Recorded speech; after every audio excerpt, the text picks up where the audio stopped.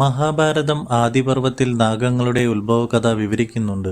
ബ്രഹ്മാവിന്റെ പുത്രന്മാരിൽ ഒരാളായ മരീചിയുടെ പുത്രനാണ് അതിതേജസ്വിയായ കശ്യപൻ. ദക്ഷ പ്രജാപതിയുടെ പുത്രിമാരായ കദ്രുവും വിനിതയുമാണ് അദ്ദേഹത്തിന്റെ പത്നിമാർ. പത്നിമാരുടെ ശുശ്രൂഷയിൽ സംപ്രീതനായ കശ്യപൻ അവർക്ക് ഇഷ്ടപ്പെട്ട വരം ചോദിച്ചുകൊള്ളുവാൻ ആവശ്യപ്പെട്ടു.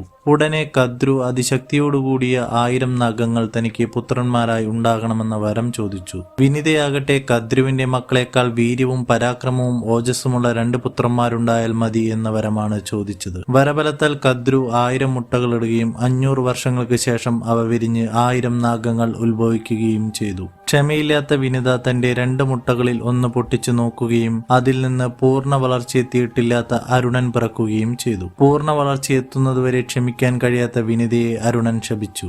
ഇനി മുതൽ കദ്രുവിന്റെ ദാസിയായി 500 കൊല്ലം ജീവിക്കണമെന്നും ഇനിയുള്ള അണ്ടത്തിൽ നിന്നും പുറത്തുവരുന്ന മകൻ അമ്മയെ ദാസ്യത്തിൽ നിന്നും രക്ഷിക്കുമെന്നും പറഞ്ഞ് ആകാശത്തിലേക്ക് ഉയർന്ന് സൂര്യന്റെ സാരഥിയായി കർമ്മമേറ്റു. സമയമായപ്പോൾ 2ാമത്തെ മുട്ട വിരിഞ്ഞ് ഗരുഡൻ പുറത്തു വന്നു. കദ്രുപുത്രന്മാരായ 1000 നാഗങ്ങളിൽ നിന്നാണ് ഇന്ന് ലോകത്തിൽ കാണപ്പെടുന്ന നാഗങ്ങളൊക്കെ ഉത്ഭവിച്ചത്.